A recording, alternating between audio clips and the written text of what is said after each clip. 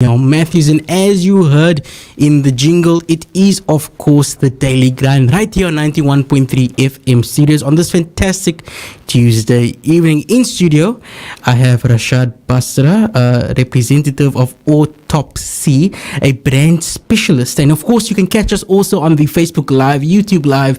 So assalamu alaikum, I'm just waving there to the camera. But assalamu alaikum wa rahmatullahi wa barakatuh to you, Rashaad. How are you doing? Wa alaikum salam. I'm doing well, alhamdulillah. Just a bit nervous, as you already know. yes, but it's not. There's nothing nervous about this. It's just a cool, calm, collected interview.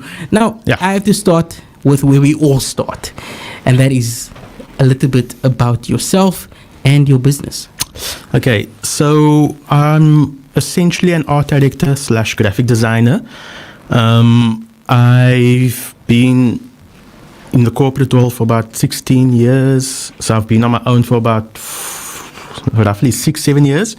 I do all forms of designing, but I've mainly been focusing on brand development, brand management, and brand consulting in the last couple of years. Working with everything from the entrepreneurs to startups to medium-sized businesses. You've worked everywhere. Now tell us a little bit about your experience in the corporate world and what motivated you to go on your own. So I've been very lucky, I suppose, in the sense that I've had a lot of mentors in the corporate industry that really allowed me to push the boundaries of what I did. So I quite enjoyed that. But I also come from a family where we all worked for ourselves, and deep down I always knew, that was kind of what I needed to do. Obviously easier said than done, because, giving up a paycheck, it's quite a daunting task. So I was actually forced into it when I got retrenched. So, for the last 6 years, like I said, I've been working for myself, and it's been a lot of ups and downs. It's been a roller coaster. I've learned a lot. That's usually what they say whenever I get an entrepreneur on board. But there's something interesting you mentioned, of course, giving up that paid salary. Of course, you were retrenched. Now, however, many people that get retrenched oftentimes don't find themselves in the entrepreneur world. Oftentimes, they maybe just wait for next job or they apply for more jobs. But you took that leap, and as you said, it came from your background of your family already being entrepreneurs and all working for themselves. Now, I wanted to know from you, you left the corporate world, you're now working for yourself essentially, and you're working on your own schedule. And oftentimes when I get businesses and business owners on here, they always tell me, everybody makes it look glamorous on social media, and you're a brand expert, so you already know this. But the actual matter of the fact is, it's often at times 9 to 9 or even 9 to 12 in the evening, sleeping at 3 sometimes. But I wanted to know, how was that transition for you? You came from a reality where you often at times had to clock in at a certain time, clock out at a certain time, didn't sometimes have to take work back with you home, but now you have to your work is your life. How did that transition feel for you, and also how have you adapted to it? And also, I'm asking this mainly from the perspective of people that are currently listening that are almost in the same situation as you. COVID has hit many hard. A lot of people have lost their jobs. And I wanted to know, maybe you can give insight into the reality that comes with taking that step towards entrepreneurship. Look, so, like I said, it's not an easy step. When I do consulting with a lot of clients, so I consult with everything from, like I said, big companies, small companies, entrepreneurs, people that are self-employed, permanently employed. We firstly have to understand that it's fine working for a boss. There's absolutely nothing wrong having a 9 to 5. Indeed. Society kind of made us feel that if you're not self-employed, if you're not a boss, if you're not driving a fancy car, you're a failure. Yeah, exactly. For me, the transition was actually quite easy because, in the corporate world, you can ask my wife or even my parents at the time. I would come home 12 o'clock, 1 o'clock. I'd be back out 6 o'clock. My quality of life back then was, I was getting paid, but the quality of life wasn't that glamorous. So, when I went and eventually tried it for myself, I found I had a lot more time. I had to be a lot more strict on my time. I actually found that, I got to spend more time with my children, with my kids, with my wife. If I don't want to work, I don't work. But then comes the end of the month and you realize, like, okay, you know, and there was something my father always told me, you know, for years, even when I was studying, that, you know, there's nothing worse than laying in bed awake, not realizing or knowing where the money's going to come. Are you going to be able to pay the bond? Are you going to be able to pay this, that, and the other? And it's a terrible feeling. So, you know, during the process, I found a lot more of my religion, because that became part and parcel of the whole package. Being able to go to mosque, just self-reflecting a bit more. And yeah, it's been a strange journey, with a lot of pivotal parts, being my father, being a cousin of mine that played a very important part in the business sense. And like I said, I've got a very colorful family with amazing life experiences, which translated well into business, which people just really, they really soak it up. Because essentially, you know, the business that my family was in was built around people. So, yeah. Yeah. Now, there's something, and the core crux of what you said in the beginning, there was fear. Fear of the unknown, fear of when you would actually get that next paycheck to pay the bills, to pay your bonds. Yeah. And that fear, in our community especially, as you maybe have seen for yourself, that fear oftentimes plays at the back of our mind and oftentimes stops some of our people from taking that next step towards entrepreneurship. Oftentimes, I think you've also experienced it where people actually come to you, they say they have this great idea, but they have all of these reasons as to why it will fail before they've even taken the first step towards it. Now, for those people, right, you've already been there, you worked with these people yourself. What would your advice actually be for them? But also give more of experience into regards to the hardships you had and how you had to overcome that fear that many of us feel. You know, this might sound funny, but I had a cousin that passed away in year 1 of COVID. And, you know, my cousin and even my father, they had this amazing ability that no matter what happened, they would just tell you, man, and you'd feel better. They would literally just dismiss it and poof, you feel better. Because a lot of the times, you know, these fears come from, like you said, the unknown. And this is where kind of my consulting comes into play as well, where, you know, I call it brand therapy, and that's exactly what it is. It's a form of therapy. We work through the fears. We work through what you're actually scared of, what is preventing you from taking the step. And, you know, you see now all over social media, people are quick to say an idea is nothing unless you act on it, or this, that, and the other. But we have no idea the circumstances that people are having to face. We don't know what they having to go through or where they've come from. So it's always nice to be empathetic to, you know, the next person and understand that. Once we understand that, then we can start helping them work through these issues. But, you know, again, not everyone is meant to be an entrepreneur. Not everyone is meant to work for themselves. Yeah. It's hectic. It's tough. But there's nothing wrong with actually working a 9 to 5. I mean, however you feed your family within the bounds of legality, of course, is your own thing. If it's if you have to feed your family from working a 9 to 5, then do it. If you enjoy it, then go for it. But there's something that you mentioned there of branding. And you mentioned brand therapy, and that you said it's basically talking to someone how you would anyone and just talking about where they are. I want you to maybe incite our listeners, because every time I come on here, I tell everyone the importance of social media, the importance of marketing yourself and putting yourself out there. Now, you are an individual that actually works in that capacity. Maybe you can give insight to our listeners the importance of branding in the modern age and also the benefits thereof. I think you should actually just mention some of the numbers, so that, because our people work great when you tell them, okay, these people are making so much money, these people are making so much money. But from your perspective, even as a small business owner, what is the importance of branding?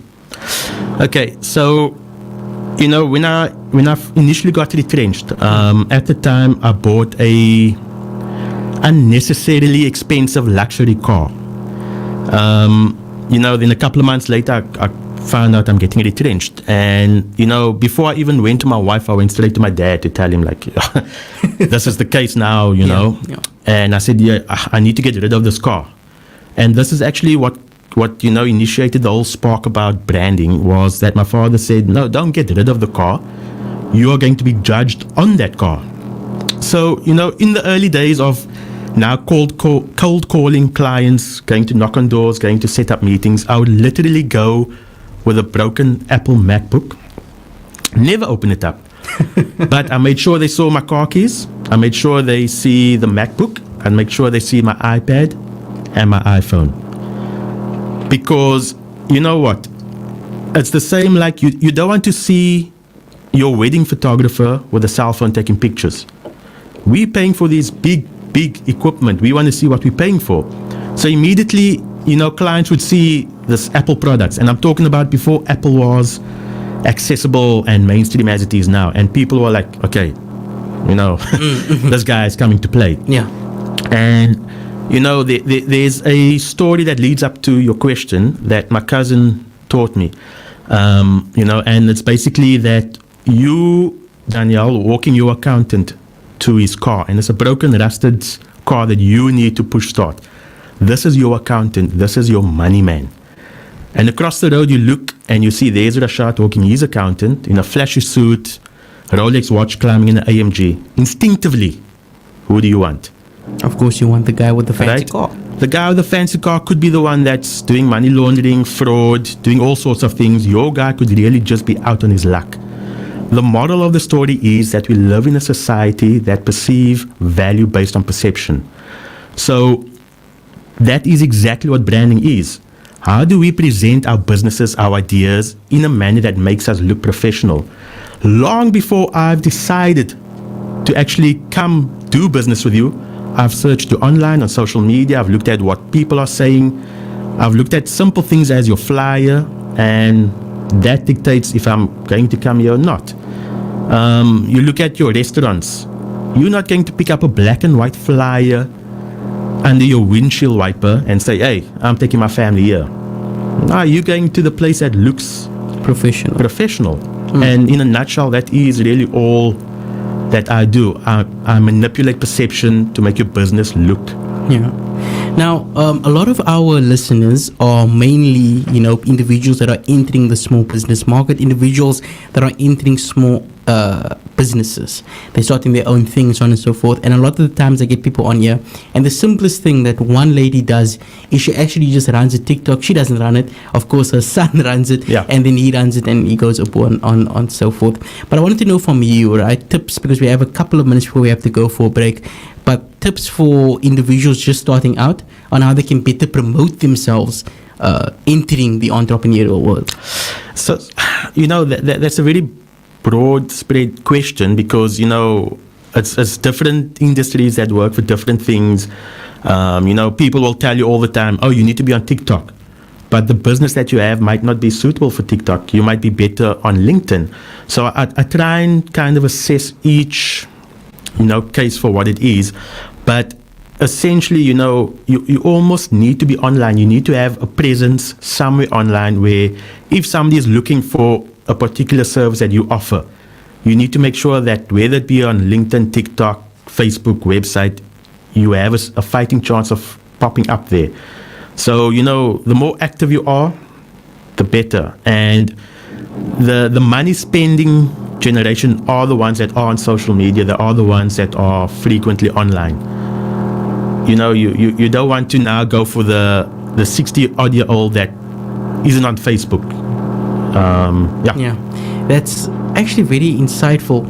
One of the biggest concerns in regards to this whole thing of branding and marketing is actually the fear from some that while they can do their job perfectly, I've had people come on here and actually say that they work with leather and all that, and the issue that sometimes they get into is actually getting clients. Now, as you've already mentioned, perception is everything, especially when it comes to handicraft work and so on and so forth. Now, I wanted to know from you, in your experience, right, working with a variety of clientele, how would you often at times assess and make a strategy? You already said that you speak to them in a therapeutic kind of way. We talk about who they are and what they want to achieve. But for many people, the very first step of marketing themselves is actually the hardest step. what would your recommendation be to them, those individuals that are just starting out from the beginning, on how they can actually broaden their reach? So, we sometimes forget that businesses are built around us, around personalities. So, when I do talk to clients, I kind of first, before I assess their business, before I assess sales strategies, sometimes it's as simple as things are not, people aren't aware of how they're talking, or they're not making eye contact, or they're looking away. It's all these little things that, could put off sales. Because essentially, every business needs sales. For instance, I live in Mitchell's Plain. I drive out of Mitchell's Plain to buy tires, to have my tires rotated. Not because it's cheaper, but the service that I receive. And that's the main focus on a lot of service-related industries. We need to refocus on how we treat people, how we come across. Because, essentially, people want to do business with people they know, they like, and they trust. Yeah. And that is a pivotal 3-question step that I ask people. Do people know you? If it's no, why not? Well, there's no social media, there's no that. So we can fix that. If it's yes, we move on to the next one. Do they like you? If it's no, we go back and we look at, why don't people like you? What are you saying? How are you conducting yourself? Is your staff, talking to the customers properly? If it's yes, we move forward to why they don't trust you. And this is how we literally systematically work through what it is that's going on. It's very interesting, a systematic approach with all those 3 questions. I think for a lot of our people, the idea of customer service is often at times missed, because a lot of the times, actually even with restaurants, sometimes you actually don't even go to the restaurant that maybe has the best food. Yeah. Maybe not even the best prices. It's actually the environment that you're sitting in, that you're comfortable with, that actually motivates you to return. However, we have to go for some commercial news. So we're going to stop it there, but stay tuned for more Daily Grind. We're going to be having a giveaway going on soon with Mr. Bastra, so stay tuned for that. There's something special.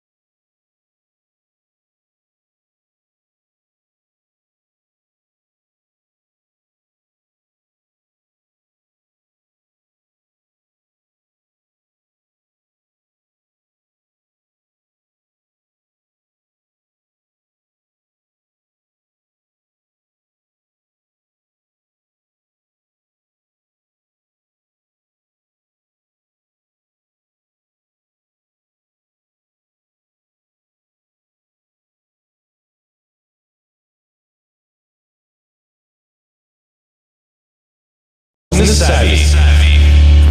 Assalamu alaikum wa rahmatullahi wa barakatuh. As the jingle stated, this is the Daily Grind, the place to be to talk all things business. Assalamu alaikum to you also there looking above on us on the Facebook. Remember to tune into our Facebook even after the show, and you can get a recap of the entire interview. I have to apologize firstly for the noise at the back. That noise is the new studios being introduced. The new studios will be having couches and everything. I'm actually excited for it. But we have some comments here from the WhatsApp line. 8226 is saying that they have a family member who does wood laser work and they want to get them on the show. No problem. Just send me the contact number and I'll make contact with them and I'll probably get them on the show. We take on everybody and everyone. And this person here is saying this gentleman on air speaking about entrepreneurship is an reflection of my life. Alhamdulillah, creativity comes from constraint.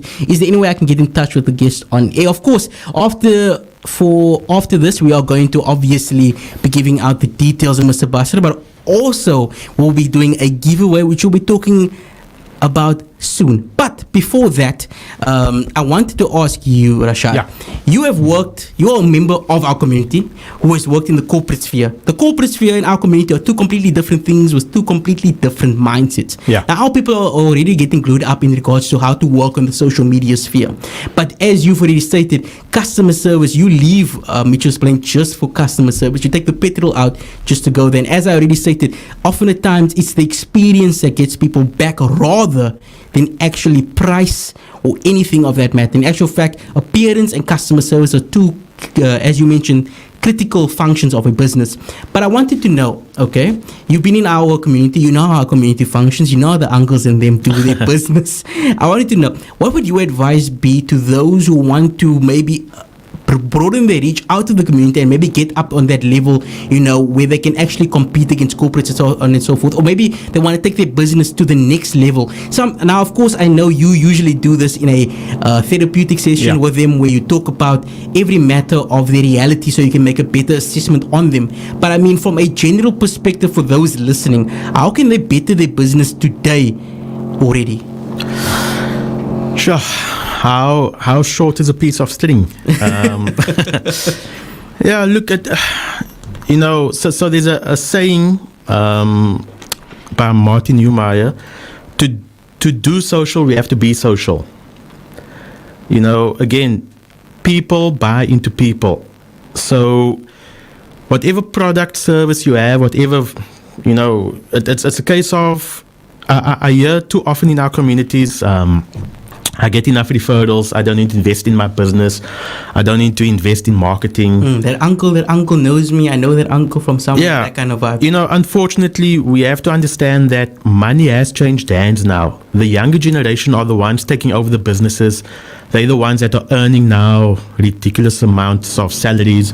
They are buying what society is telling them to buy. They are spending the money where it's cool. We see all the people walking with their bags, taking pictures of the bags of the name brands at Canal Walk. So we're not supporting the smaller boutiques anymore. We're also losing a lot of our culture in the sense. So, we almost need to elevate our brands, our businesses, to a point where we can compete with them. And it starts visually. As superficial as that might sound, like I said, we base everything on what we perception. On perception. I had a buddy yesterday at school, standing outside of the school waiting on our kids, and he said he went to some restaurant. I won't mention the area or the name, but it had amazing reviews, and it was the worst experience that he ever had.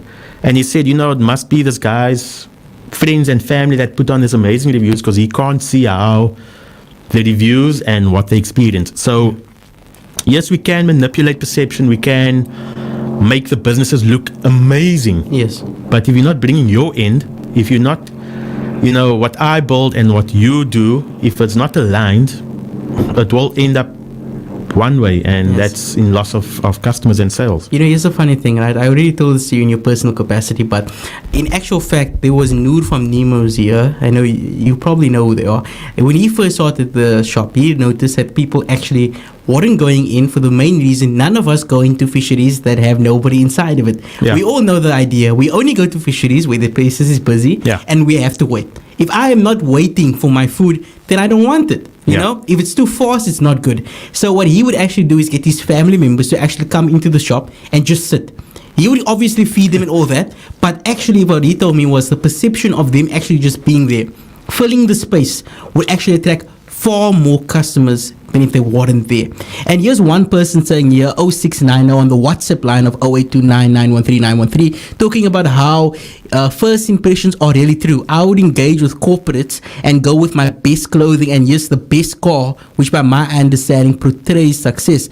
And this person is saying that he doesn't really care what other people say in the community, but by making that sacrifice of sustaining his personal appearance, he actually has been able to find success. And unfortunately for a lot of people, they don't understand that. They always take it from the perspective that they don't have to act. They can wear whatever they want to any interview. Yeah. They can wear whatever they want because they always go for the understanding that, okay, my work is good enough. But that's not the way it is. We always and have always worked off perception rather than actual merit. Yeah. And we actually talked about that at length. But the time is running so Just quick. a quick the Nemo story, right? So in the early days of Mark Shuttleworth, he would actually rent a crowd, he would rent cars, put on branding, Yeah. and when he brought investors to the business, they would go like, wow, You you know, know, funny you should these say people that. are busy. And that is exactly what Nemo's did. There's so much. There's one funny story I actually heard that one sports ring company, they were just starting out, they were trying to get themselves out there.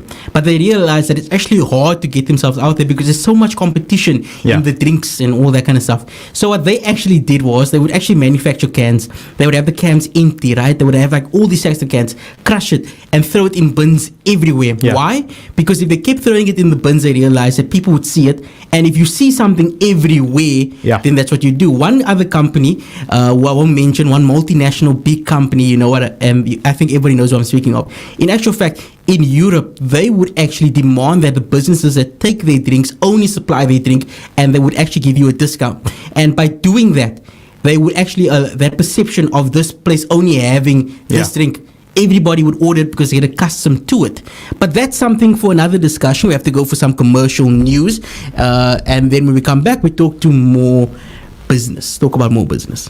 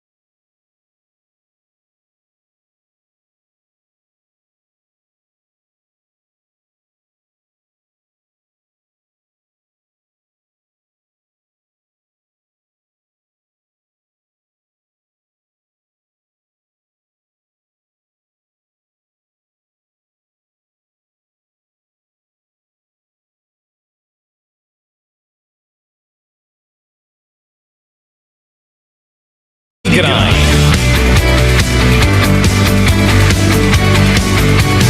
Boosting your business savvy. Assalamu alaikum wa rahmatullahi wa barakatuh. Welcome back to the Daily Grind. We are almost heading to the end of the show. Unfortunately, it's been going so fast. A very interesting discussion on the importance of appearance, of the importance of putting your brand forward. We had some people here send in messages. One person saying dress up and show up. Of course, that's how it has to be done. But now, I want to talk about how people can get in contact with you, but also the giveaway that you will be giving with us. Go ahead. Okay, so you can go to www.artopsy.co.za, artopsy.co.za. You can email me at hello@artopsy, and then I'm sure my WhatsApp number you can get through the station. So the giveaway, yes. Okay, so I have a package. During COVID, I discovered that, you know what, we pivoted into survival mode, and I couldn't necessarily charge what I used to charge. And I developed a package aimed at the small business, the entrepreneur, the guy that wants to start out, that understands the importance of being online. And the package is called Brand Up. Essentially, it's an entry-level website, a logo, business card if it's applicable, and an email signature. So I've decided to give this as a giveaway to assist small businesses, entrepreneurs, startups.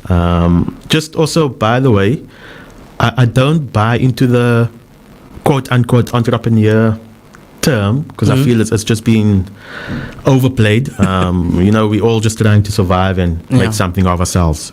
So the giveaway. That's essentially the Brand Up. So basically, to enter Brand Up and have Rashaad come and assist you in regards to branding and starting off your journey the right way, all you have to do, and this is very, very simple, all you have to do is send onto our WhatsApp line 0829913913 or info@vocfm.co.za. All you have to do is send in your business and then a little bit of story about yourself, and maybe also just a link to some of your works already, or maybe you haven't even started but you have an idea, and then Rashaad will even assist you then. But we need to know a little bit more about yourself. So if you send it through to info@vocfm.co.za or at 0829913913 with the hashtag Daily Grind. I will 100% send it through to Rashaad, and he will 100% look at it, and he will, if you win, I believe we're going to be doing this on a monthly basis. That's and correct. then he will actually go through a therapy session, a brand therapy session with you. Of course, we will hopefully being allowed to record it, and then we can also show people as to how this is actually done, how you can take your business to the next step. And that is all that we have to do. Remember, as this one person actually said on the WhatsApp line 2415, dress up and show up. Appearance in this day and age is everything. And Rashaad can tell you he's worked with numerous clients where he knows in the background they don't have the best stuff, but it's actually just the appearance of what they do, that little bit of shining up the appearance for everyone out there on social media actually attracts more business. But Rashaad, we have to now conclude. I want you to just enlighten our listeners very shortly on why they should maybe take that step towards empowering themselves, because I guarantee you there are listeners out there who are thinking they have this great idea that they can do, they have these skills and they want to market themselves and so on and so forth, but they have that fear that we talked about in the beginning, that fear that, okay, this is going to go wrong, that is going to go wrong. And I want you to basically just give a message out to them and maybe inspire them a little bit. Look, I mean, let's be honest. The way the country is going, everyone is trying to do, extra businesses, side hustles. Just trying to survive. So, more than that, do we really need a reason? Like I said, a lot of people are happy working a 9 to 5. And if you have a 9 to 5, awesome. The only regret I think I've ever had was when I had a secure job, I wish I actually started more side hustles or, started focusing more on business. But yeah, look, just be okay with where you're at. Don't put yourself on any sort of scale as to, you're failing or you feel inadequate based on what you're seeing other people achieving or not achieving. Stick to your own lane, stick the course, and within your own time, you'll get there. Just, curate your network of people, your company around you. Kind of, don't openly share what's going on in your mind, because we do unfortunately live in a community that is quick to shoot others down. Yeah. That is one of the biggest issues in our community. However, we now have to conclude the show. Yeah. But I want to say to everyone, if you actually have a business and you want to come on board the show, it's never an issue. All you have to do is literally contact our WhatsApp line 0829913913 or info@vocfm.co.za with what business you have, and then hashtag Daily Grind. And also with that, you'd actually automatically enter into our competition, and we'll have a winner every month. And of course, if you are a winner, you'll obviously come onto the show and we'll talk to you a little bit more with Rashaad, and also maybe have a little bit of that brand therapy on air. But from myself, Daniel Matthews, I must say to you, Rashaad, and to all of the wonderful listeners on 91.3 FM Studios, to everybody on the Facebook, Assalamu alaikum wa rahmatullahi wa barakatuh. Have a fantastic evening ahead, and stay tuned for more Daily Grind next week. The